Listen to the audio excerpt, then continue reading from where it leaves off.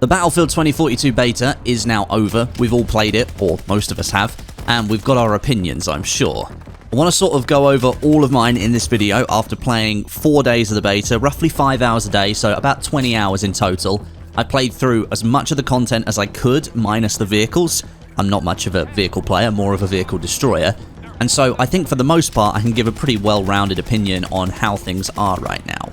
But just before we get into things, a word from our sponsor today, Alienware, and their Aurora desktop gaming PC, packed with the latest powerful hardware. Powered by an Intel 11th Gen Core i7 processor, an Nvidia RTX 3080 graphics card, and 16GB of RAM, this PC will crush pretty much any game you throw at it. High FPS and low latency gameplay, all wrapped up in that striking Alienware design with some lovely RGB lighting as well. I've been using this PC for the Battlefield beta, and it's handled it really well. My gameplay has been captured with it, and I've been impressed with its performance. Plus, it's doubling as my editing rig at the same time, so it's been churning out all those videos for you guys to watch. What's cool for you guys, though, is that Alienware has sent me a bunch of kit to give away to you guys. It's your last chance to enter today. You could win a 1080p 240Hz monitor, a gaming headset, keyboard, mouse, and Xbox controller for your setup. Just follow the link in the description over to Twitter, and then follow the instructions on that tweet. I'm picking a winner at the end of today. A massive thanks to Alienware for sponsoring, and for more information on all of the kit in this video, click the link in the description. Okay then, let's get started, and I want to go high level first of all and just sort of give an opinion about Battlefield 2042 that I'm feeling more and more strongly about. I see Battlefield 2042 as almost a direct sequel to Battlefield 4. One key indicator is one of the campaign characters from Battlefield 4 returning as a specialist in 2042, that's Irish, but the more that I played the beta, the more I realised what DICE has been trying to make here. From the moment that DICE moved on from Battlefield 4 towards Battlefield 1, Battlefield 4 maintained a really healthy player base. Even after BF1, it maintained that player base, and people stuck with it pretty much through Battlefield 5 as well. So to have a game that's still 8 years after it launched, have healthy servers on almost every platform that it launched on, that game has got some pretty serious staying power, and it's clearly doing some things that people like. Battlefield 1, for all of its hype and polish, it lacked the post-launch content support in a timely fashion to keep people interested. And Battlefield 5, well, let's just not go there. So I think DICE decided to try and make the next Battlefield 4, the next game that they could put out there for people to play for quite literally years. And that's where I think Battlefield 2042 is coming in. So yes, it doesn't have the advanced movement system that Battlefield 5 had, and it doesn't have ammo and healing stations on capture points, but what it does have is the Battlefield 4 factor. The games aren't entirely the same, that's for sure, but they do have a similar aura and feel to them. Essentially, I think DICE decided the direction they were going in with the franchise with Battlefield 1 and Battlefield 5, that wasn't really working out so well, and they went back to what they did do well, and I'm all for that. I really enjoyed Battlefield 4 for the most part, and that most part is the bit after they fixed all of the launch issues. Once those things were settled, and DICE LA kicked on with their extended support and DLC additions, the game became an absolute blast. And I think what DICE is trying to do here is replicate that success in 2042.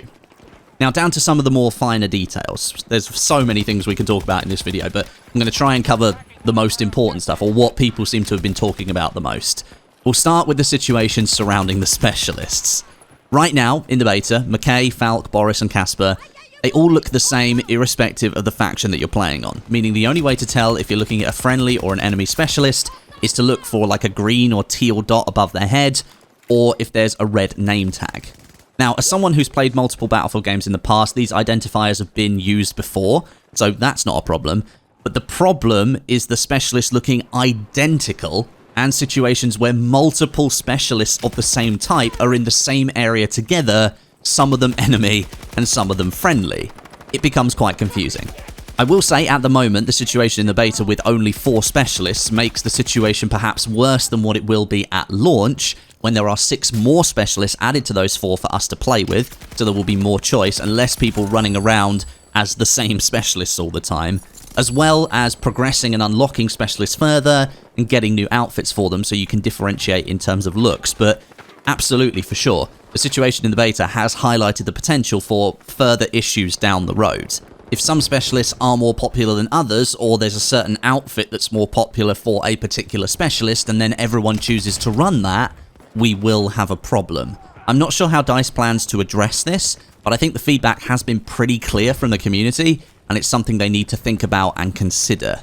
Then there's the issue of specialists having this one unique gadget, a secondary pool of gadgets to pick from, and then free reign of any weapons they want to use. I've seen a lot of feedback from players saying that they don't like this, and to sort of represent that feedback, there's a really good post on Reddit that I found, and this is it here on the screen, that categorizes the specialists into classes and then gives them access to certain weapons and gadgets. I think this would be a good overall solution for those people that don't like the specialist setup, but I also want to give my opinion here as well. I feel less strongly about this. Right now, on the orbital map, if I see a McKay, I know they've got a grappling hook, and I know they can move faster when they're in ADS. If I see a Falk, I know they have a Surret gun that can heal on the move, and they can revive players to full health instead of half health. I have that visual identifier of the character themselves to give me the instant knowledge of what they're running, in certain categories, just as the previous class system did. Medics had the healing and the revive gadgets, recons had that info gathering gadgets like motion detectors and maps. We don't have the information about their weapons because the weapon choice is completely open, I understand that, but I'm not too concerned about it. The class system and the specialist system, they are very similar, they're just implemented slightly differently. It's that second gadget slot being open that causes me a bit more of concern, where you can choose from about 8 or 9 different options. Right now, the beta is limiting you to only 4 specialists on one map, one mode, and the matches are largely playing out in the same way. So that leads to a lot of people picking the same thing over and over again because they're playing the same type of round all the time. I think it'd be best to wait until launch and then re-evaluate whether having that second gadget slot as an open pick is the right choice, given that there will be more specialists to choose from because they'll have a primary locked gadget, and then there will be multiple other types of gameplay opportunities that you'll get into on other maps and other game modes that might influence what you end up picking. So I think this is one thing that I would wait for launch, see how it goes for a couple of weeks. If it doesn't feel great, then maybe make some changes. General performance in the beta is a bit of a concern for me, although DICE is claiming that the beta build is a few months old, so having performance issues at that point in development wouldn't be entirely surprising. I've been playing on this Alienware PC and another that I have set up, and both of them have been pulling in just over 100 FPS, dropping down into the 90s and 80s on more demanding parts of the map. And while that sort of frame rate is fine for playing games, previous Battlefield games have managed to perform far more smoothly, and other games that I play on these two PCs vastly outperform this. Hopefully, that extra performance will come with a polished build at launch. I also think Nvidia DLSS will be part of the final game, which on PC at least, is sure to boost performance with some AI upscaling, but there are some underlying issues that DICE needs to address here. Server performance during the beta, I've had some laggy ones, I've had some that completely crash halfway through a round and throw me back to the main menu, but most of the servers I've played in, I mean, I've played 20 hours and I didn't get kicked out in every single one of them, and not every single one was laggy. Most of them appeared to work fine. It would be nice to know what tick rate the servers are running at, considering the higher player count we've got in 2042 and all of the action that's happening right across the map. I'm going to assume we've got a base 60Hz tick rate, which is what Battlefield 5 ran at. Battlefield 4 had 60Hz servers on PC, although the base in Battlefield 4 was 30Hz, and that did prove to be a problem. Obviously, the higher the tick rate, the more the server can keep up with what's going on. Perhaps DICE can just provide that information for us a little bit closer to launch. Just be nice to know what we're working with. Next up, audio. I know I've already spoken about this twice in previous videos, but I am going to say it again. It needs work. Right now, the beta audio, it's really cloudy and a mushy mess of sounds, and it's extremely difficult to pick one out from another one.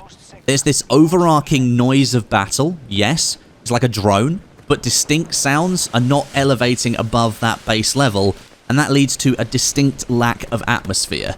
And when you're fighting a war under the base of a rocket about to fire into space whilst a tornado rips across the field in front of you, it is kind of disappointing not to hear the gravity of that situation coming through your headset. DICE games usually have stellar audio. Bad Company 2 and Battlefield 1 are obvious examples. I think both of them won awards for their sound design. They're absolutely phenomenal. Right now, this game, 2042, is a long way behind those two.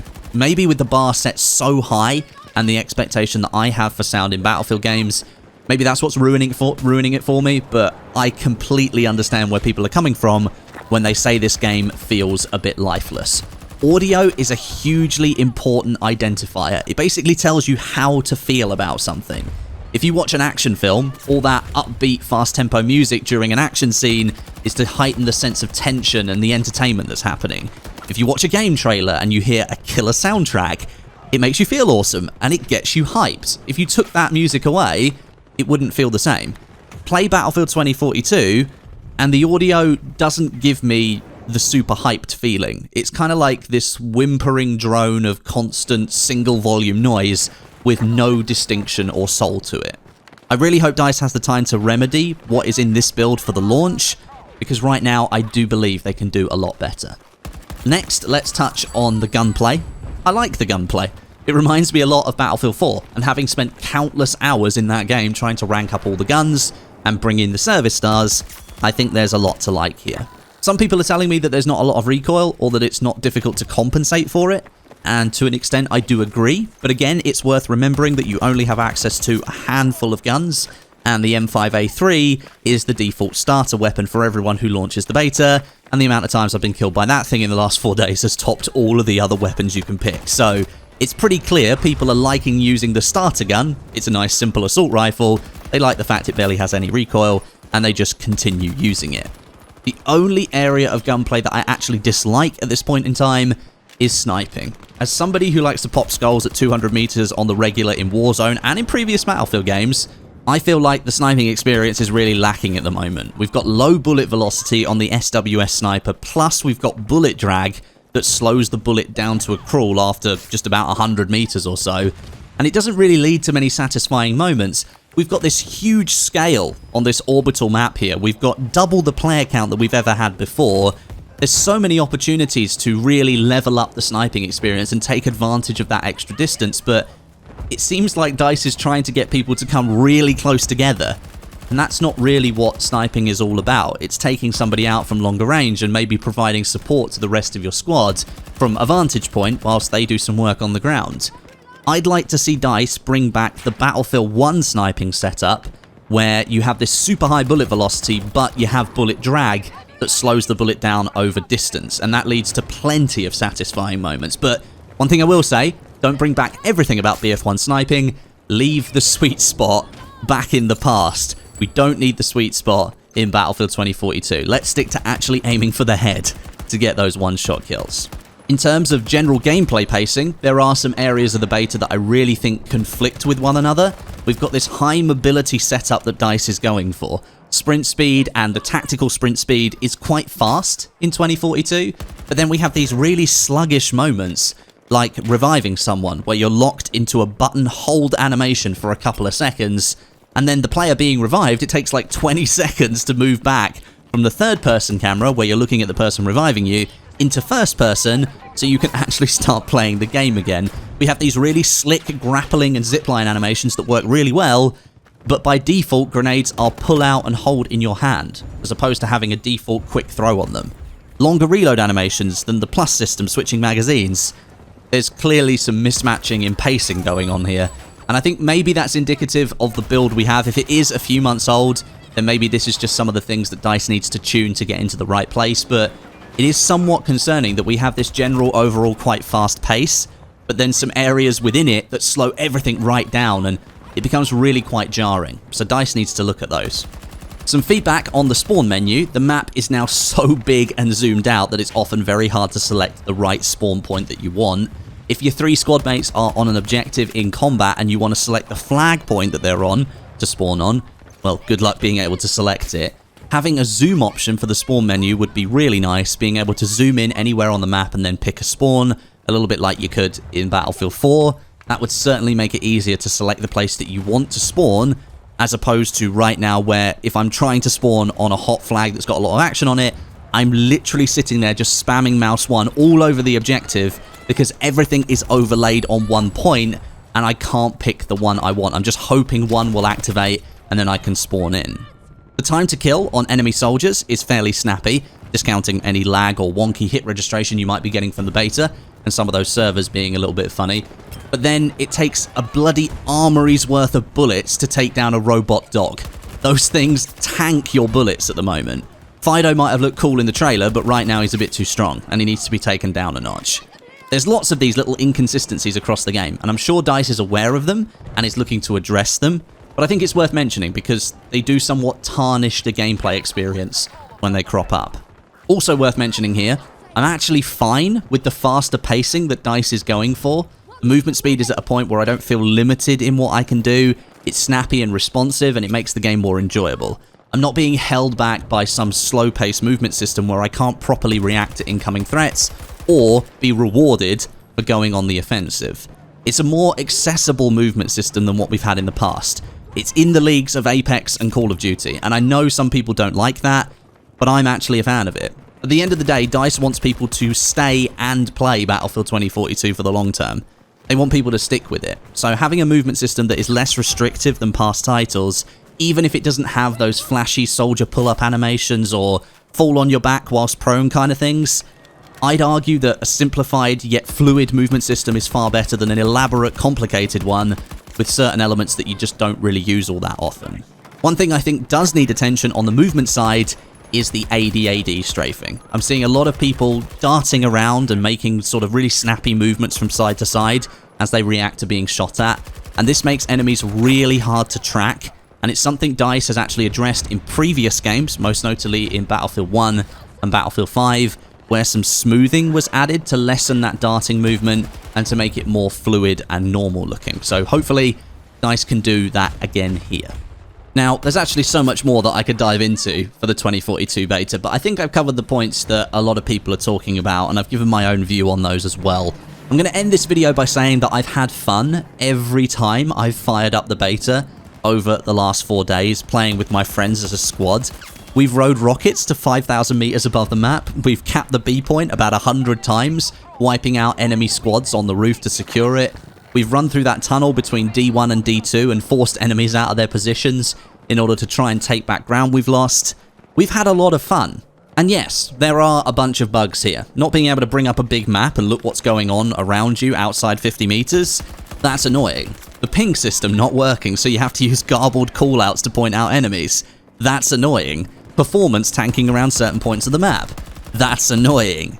But underneath that, once you get going on a run with your squad, whilst you're tearing up objectives and you're trying to keep hold of flags, there's some massive rocket launching in the distance, there's a tornado coming in, the weather's changing, tanks are exploding right next to you, or even if you're just, blowback killing a sniper with a launcher on the B roof, raining down hell on enemy players in an attack chopper.